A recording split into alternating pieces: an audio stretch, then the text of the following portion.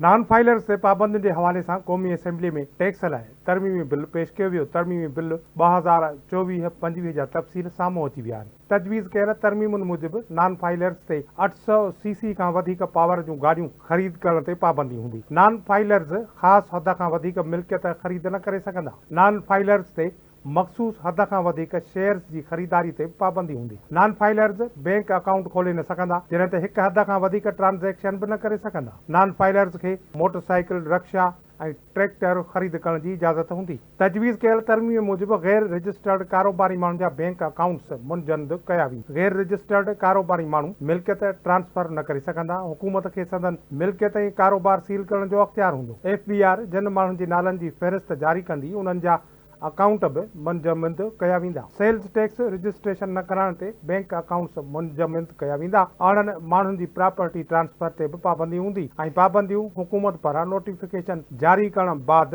लागू थींदियूं।